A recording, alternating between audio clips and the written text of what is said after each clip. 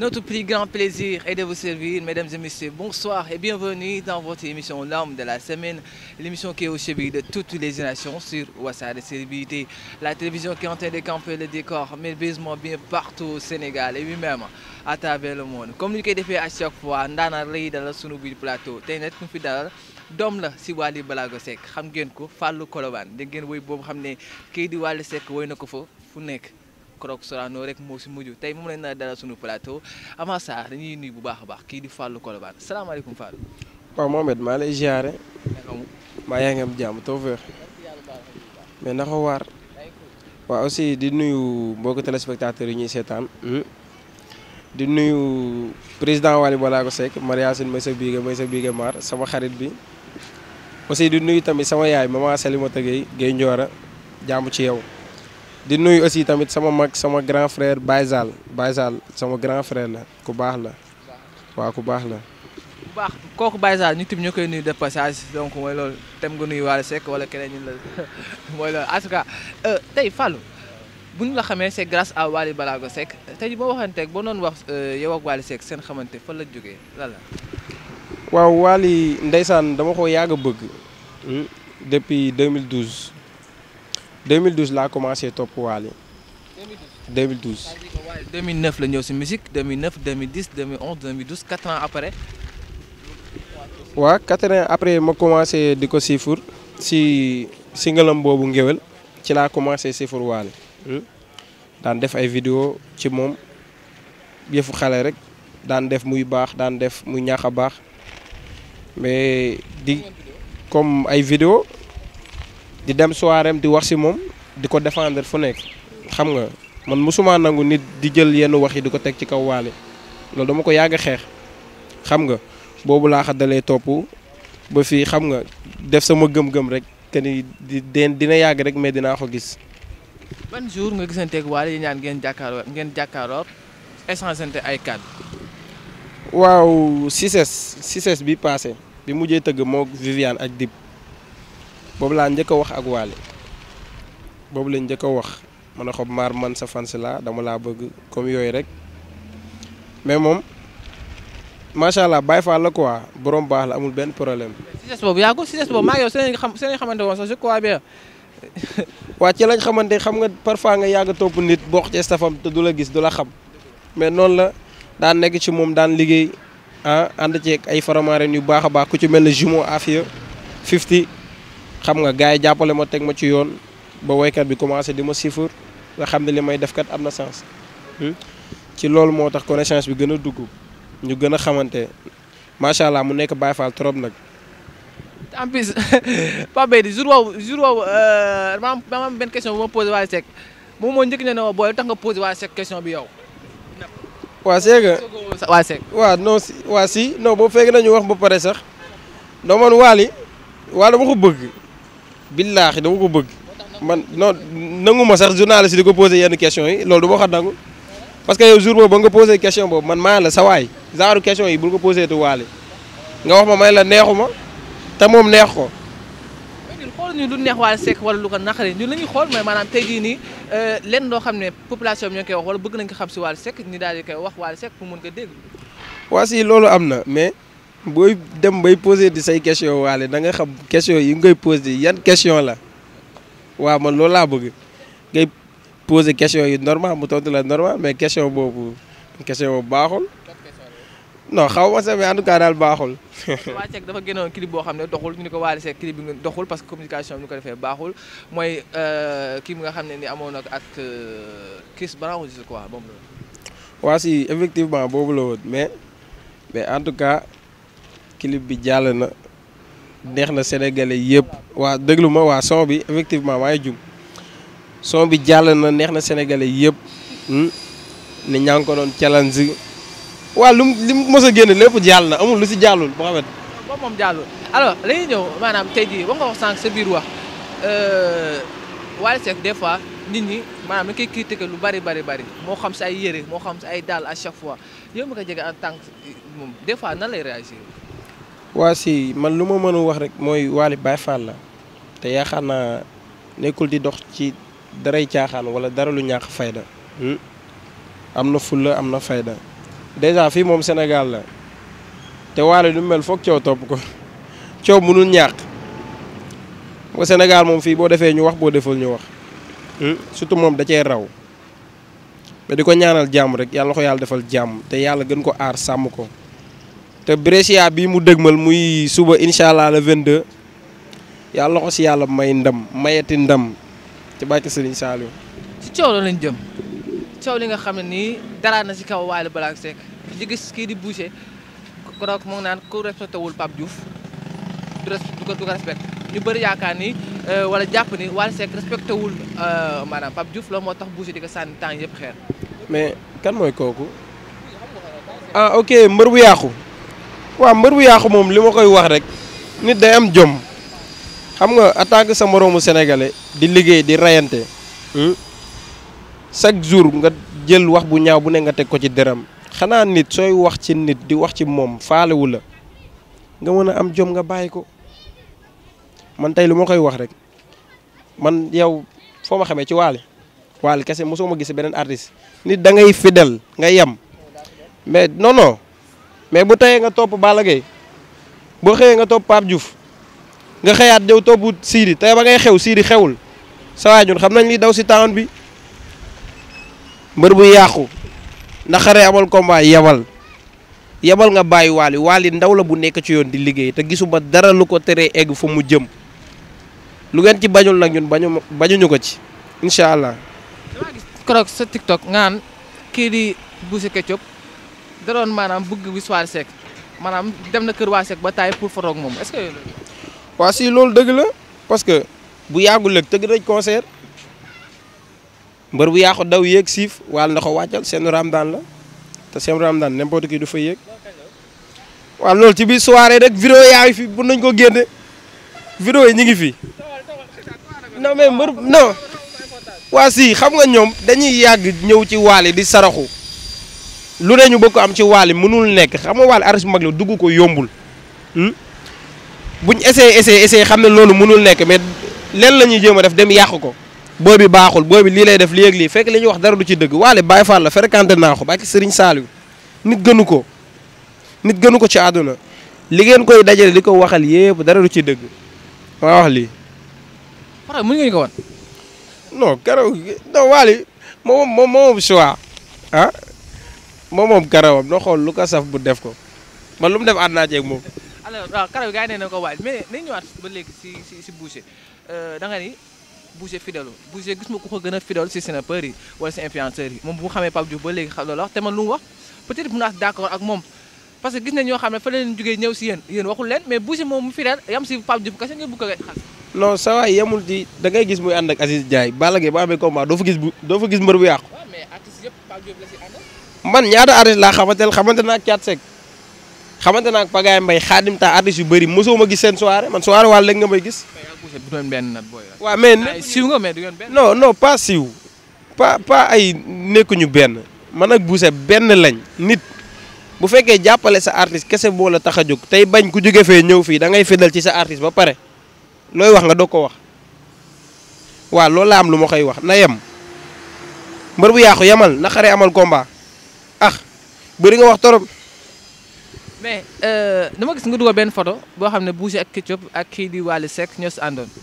waaw li ma la expliqué rek tey jii ñoom ñoo daan daw di ñëw ci Wally di saraxu di ñaan ay photo biñ demee ba amatuñ buntu boobu noonu buntu buñ bëggoon ci Wally dañuy retourné waat dem di ko yàq ñu si bëri ñi ngay gis ni tey lii moo leen dal chaque jour ñu génn ci média yi di wax naan Wally lii fekk ne yow loolu amul tey dañuy woo Wally jotuñ ko wala ñu dem këram ñu tëj leen ci buntu bi ñu génn di ko yàq. mais yéen li ngeen bañ si la Omaro ñëw Omaro gis nga ko mu jógee fenn ñëw te moom ñu dàqoon xas Wally si la bokk donc te yéen critiqué leen ko. non Omaro gu Wally deret la te xam nga des fois nit day juum xëy na dafa juumoo dañ ko liggéeyoon xam nga man ñooñu seen label boobu moom dafa ma xaw a jaaxal quoi parce que naajo rek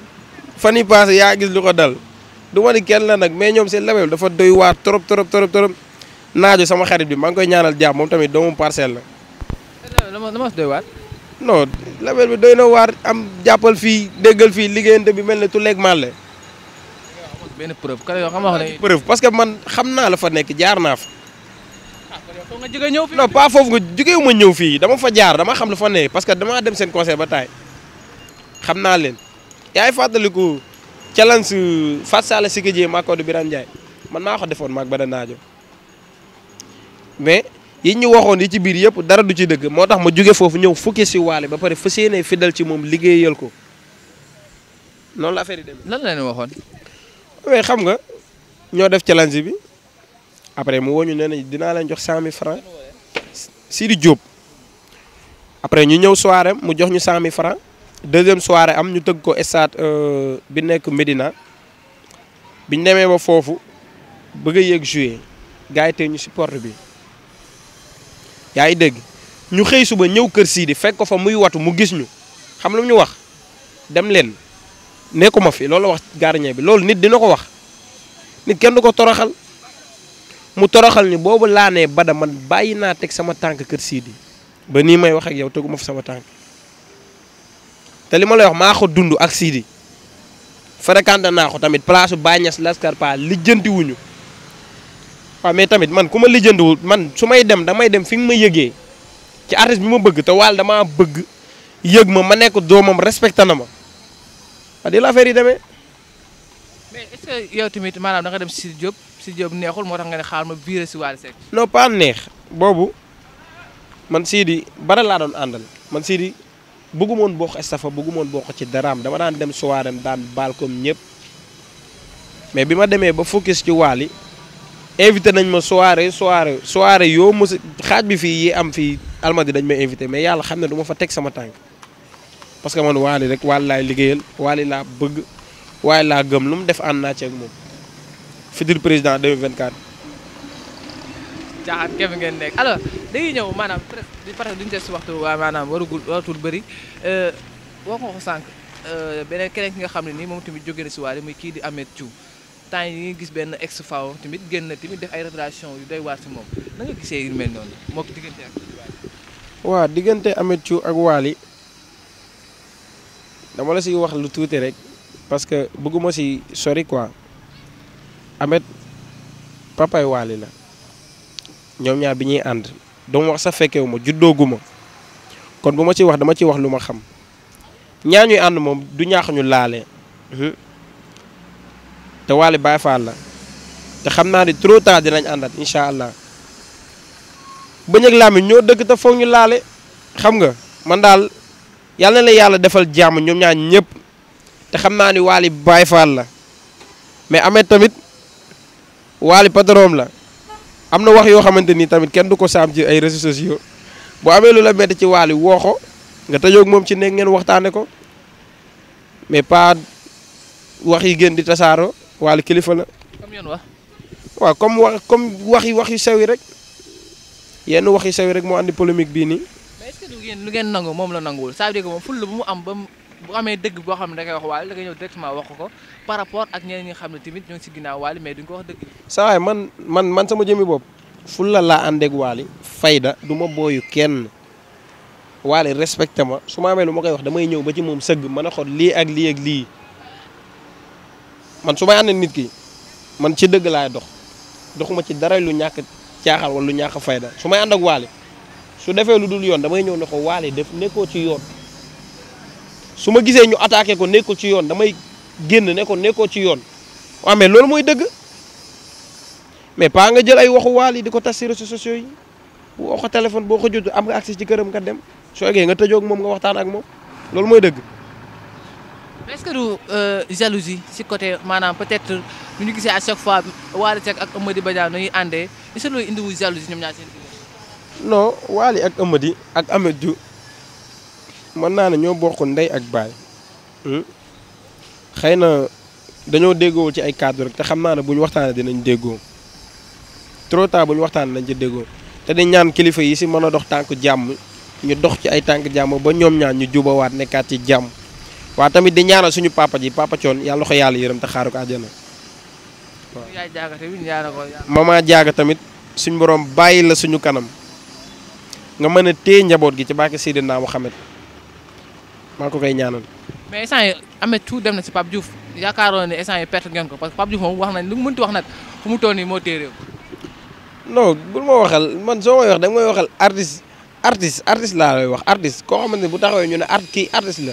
xam nga Wally fu mu taxaw Sénégal ñaan kii dañuy xam ne kii artiste la artiste nga may waxal mais pas ñëwoon magu démb yi bul wax magu démb yi da nga may wax waykat man way laa la wax way jamono ji fii mu toll nii Wally moo teg tànk ci réew bi artiste bu fiy way Wally du sa morom bu ngeen bokkee seen mu lekk la waaw boo wax damay wax artiste. nañ wax kon ba léegi si Sidy Diop. Sidy Diop moom mu lay wax ne artiste la parce que tamit boo gisee temps yi sax ñoo ngi tudd mariage am ak kii di Zeyna gars yi neen dëgg la gars yi neen du kii ay kii la comment dire sax clip boo xam ne dafa war a génn la alors noo gisee coono. su ma la waxee dëgg coono yëgu ma ko billahi yëgu ma ko. yow daal yoon nekkul si Sidy Diop. non man sama yoon nekkul ci ñoom man Wally rek Wally bu doon tëdd ci lal sax dinaa xam ne Wally mi ngi tëdd mais yeneen artistes yi ngay wax di xola intéressé wuñ ma sax billaahi yëgu ma ko. mais temps damaa gis wax sax ba nga xamee Wally Seck ba ngeen waxante yi ñaar yàggul mais bu ñu ñëwee gis Sorano Kaolack xaw ma Louga mu lay woy à chaque fois est-ce que wootu jalousie bi du ñëw si ñeneen ñi nga xam ne ñoo la fi njëkk lu mel ni ñoom Jumeau maa ngi nuyu sama frère yi. non pas loolu Jumeau bi ñu nekk ci Wally man nekkaguma fa tey Jumeau Wally way na leen du benn du ñaar way na leen ba taay waaw kon suñ ma woyee mënul ànd jalousie man ak Jumeau yi ay xarit la nii lañ def fu ñu mënti dem ñooy ànd yow sax da nga koy gis boo ñëwee soirée man ak ñoom ngay gis ñu taxaw kon xam nga maa ak ñoom nii lañ kenn mënul dem bàyyi sama morom ak Pape Bey tamit maa ngi koy nuyu sama xarit bi. moo am sa diggante ak Salimata Gueye parce que dama gis dafa am benn complicité boo xam ne moom daf ko am ak si booy Wally Seck yi lan la. waaw mama Sali billaahi jigéen gënu ko parce que man damay gis ni muy sonnee ci man di ma jàppale te yàlla xam ne defaluma ko dara. di jël xaalisam di ma may tabaski bi rek moo ci mujj tabaski bi may na ma 100000 te ñaanu ma ko non dama lay wax billaahi jigéen gënu ko ci àdduna jàmbaaru Wally Ballago Seck maa ngi koy ñaanal jàmm Sali yàlla na la yàlla sàmm Sali yàlla na la yàlla lafal cet yow ak Baye Zal parce que gis naa ni ngeen may taxawu te man defaluma leen dara billaahi ñaar ñi Sali ak Baye Zal dañ maa jàppale ba ma xam ne man jàppale naa leen jàppale nañ ma jour bi ma Wally njëkk a woy Sali daf maa woon ne ma bébé sama xol sedd na xam nga loolu nit ku lay yëg rek moo ko mën Baye Zal woo ma ne ma Fallou yoxol jom nga góorgóorlu nga liggéey bul déglu waxu kenn bu duglu sa yoon nekkul ñoom ñaar yàlla na leen yàlla sàmm loolu laa mën a wax ci ñoom. bu dee dem nag Fallou Colobane bi xam ngeen fu mu toll daal siiw Sénégal loolu Fallou Colobane la moo indi Fallou Colobane. waaw mais Fallou Colobane moom du ma si bëgg a wax sax parce que dama si am jaar-jaar bu méttee xam nga bi may xale am 6 ans ci laa jóge Touba man Touba laa dëkk xayra après mu jóge foofu dem daara jàngi fàkk ñëw Colobane ay 2010 nekk naa foofu 7 ans di liggéey daan fanaan ci mbedd yi daan fanaan si ay saaxu këriñ sax dugg naa fi bàkki Serigne Saliou moo loolu quoi bëgguma cee sori mais am naa fa jaar-jaar bu méttee. lan moo waroon nga faax lan la. waaw xam nga yëfu xale rek ak affaire daara tey am na daara yoo xamante ni dafa métti loolu moo taxoon nekk 7 ans ci àll bi tumuraanke daan fa daaw ma lekk daaw ma am lu ma lekk daaw ma lu ma naan yàlla xam na ko mun naa xëy suba ba ngoon du ma lekk parfois ma dal si nag xam nga mais mooy loolu yëfu daara la woon rek te instant bi jeex na. est-ce que yaa maanaam yow yaa kii woon maanaam mën nañu wax ni peut-être yaa traité woon nekk xale boo xam ne xale bu traité nga woon moo tax nga yóbbu la daara nga yaa di daw. non du question de traité sax daara ji ma doon jàngee dafa metti parce que dama faa daj lu nekk waaw daj naa fa ay dóor yu métti daj naa fa leneen ak leneen tamit ay yeneen yoo xamante ni sax mënu ma ko wax parce que mooy loolu mais jóge naa foofu noonu ñëw Dakar fii 7 ans ma nekk biir Colobane daaw ma man kese nekk xale bu ndaw aw ma fa woon mbokk xaw ma fa kenn mais bi ma demee ba xam ne tey jii nii su ma liggéeyal du ma lekk dama daan lijjanti daan jéem a yelwaani xool lu ma jëndee lu ma lekk parfois sax ma jëlee fu jàmbur nit jàpp ma si dóor ma loolu moo andi Fallou Colobane bi def naa 7 ans Colobane daan liggéey mais ci biir liggéey boobu dafa fekkoon ma fàq loolu moo andi Fallou Colobane bi. lan moo tax nga changé ba daal di dellusiwaat daal di maanaam dugaat société bi carrément. waa xam nga nit moom man su ma dem bi ma demee ba nekk ba gën a xam ba xam nga ni man mii dama war a delluwaat samay wayjur dama bàyyi ba benn màggal ma paas delluwaat samay wayjur baalu leen àq pour ñu bañ ma delluwaat daaje ma ne nañ ma bàyyi fii ma liggéey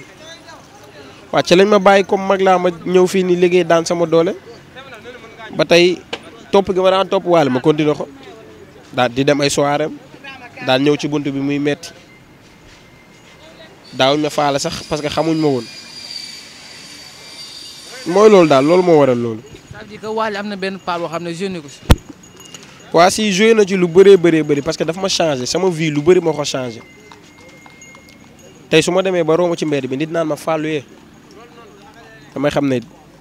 Wally da see jàpp bu baax a baax a baax su ma demee tey bay fanaan fu baax bay lekk bu baax ay nit di ma woo di ma teral damay xam ne Wally joué na ci bu baax a baax ma koy ñaanal jàmm Wally yàlla na la yàlla sàmm billaay maa ko koy ñaanal borom baax la Baay Faal la lu ko waay waxal tooñ ko ci lu bon dimbali leen ma ngir yàlla ngeen bàyyi wax ju ñaaw gi ngeen di teg ci deru jàmbur bi. mais des fois moo koy def nag. non pas moo koy def Wally du tooñ. non non bul wax loolu. xam nga tey Sénégal da ngay def lu ndaw ñu jël ko ngandel ko nañ bàyyi Wally mu nekk ci jàmm. Mariasine mooy sa biige ñaar tukulóor kër njéem waaw man baax na nañ bañ a bàyyi kii non du ma géwél nag damay waxal ay baamam rek kenn du Mariasine bàkki Serigne Saliou borom baax la Baye Fall la maa koy ñaanal jàmm dana ko yàlla defal jàmm. après nag nga continué waat daara après yow foog nga yóbbuwaat la daara. non man man instant bi wees jàng naa ba wàcc des fois duma dara daara ja nañ ma bàyyi ba waaw nañ ma bàyyi si aar bi rek. non waaw si daa dëgg la mais instant bi man si lii laay yaakaar te dama ciy tekki incha allah ci laay yaakaar teral ci samay wayju te dinaa leen ci teral ñëw ma fi pour fore dama ñëw pour liggéey vraiment ren liggéey ma fi andi mais pas ay fo wala yu ñàkk fayda yi ñëwuma fii tamit pour ay caaxaan foo nii dama ñëw pour liggéey am yóbbul maire bi te incha allah maa ngi ko koy def di sant aussi sama yaay parce que dama jàppale sama vie lu bëri maa ngi koy nuyu bu baax maman. jërëjëf boo amoon kàddu yi nga xam ne tey moom ngay tëjee fa lay doon. waaw xanaa di la gërëm yow Mouhamed yow mu lakkale mi sonal nga ma topp nga ma fu ne te ma waxate la ko yenn question yi ngay posé Wally bàyyi ko ah. bàyyi Wally wax ko boppam. en tout cas daal loolu laa lay wax dootuma la may dara nag maa yow tànk ak tànk mbagg ak mbagg bu Wally ñëwee aéroport bu fekkee da nga fay dem ñooy ànd du ma la may dara. waaw man loolu sama nekk si waa di gërëm sama xarit ñaa bu Wally borom HLM maa ngi koy nuyu bu baax a baax di nuyu Moustapha Makeup borom marché centre commercial borom Makeup bi maa ngi koy nuyu bu baax a baax sama xarit la waaw di nuyu Bara Dieng sama xarit xam nga doomu xeere la te gars yi dañ maa bëgg maam Seye Thiaw suñ Fallou Mbaye maa leen nuyu bu baax a baax am leen jàmm sama gars yi waaw aussi di nuyu tamit maam Diarra Tall sama yaayu bopp ji yow mënu maa wax émission ba mu jeex te du ma la nuyu parce que moom tamit taxaw na ma fu ne billaay maam Diarra jigéen gënu ko maam Diarra sama yaay ji jigéen gënu ko merci beaucoup maman. acca moo ngi noonu comme ni ko waxee day nuyu bu baax a baax tamit comme ni ko waxee Mame Diarra xaritu Xalil la yaayu Xalil la fou de Wassare TV donc dañ koy gërëm bu baax a baax waaye di gërëm tamit comme ni ko waxee tamit ñoom Baye Zal ak ñoom Salimata Gueye donc ñoom ñëpp ñoo ngi leen di gërëm bu baax a baax parce que tey jii buñu nee ba gis kii di Fallou Colobane mun nañu wax ne ñu am na si part responsabilité bu bëri bëri. kam moo teral xabaan Makeup xabaan dama bëgg nga teralal ma Mouhamed mii xabaat dafa jéegi saa envoyé ma 50 000 barki Serigne Saliou Mbacké moom ay Makeup la moo nekk centre commercial yow heure boo paree ñu dem fa. jox ko sama numéro nga jox sama numéro. waaw doom nday Mariasine may sa biiga Wally neen nga liggéey la sant xabaat sama xarit bi. aja xabaat maa ngay xaar. maa ngi après dañ dégg jërëjëf mbokk internet yu Wassare Célébrité li lañ doon tey seen biir émission l'homme de la semaine, l'émission qui est au chevet de toutes les générations sur Wassare TV. Merci beaucoup d'avoir pris votre temps de nous suivre. Maintenant, il est temps de donner du temps aux autres paradigmes. En attendant, je vous conseille de manger beaucoup de bananes. di remercier bu baax a baax sama cameraman Pape Beydi borom xale jigéen ñi moo extra complète moo jëf jaajëf mbokk merci beaucoup chers internautes de Wassare Célébrité.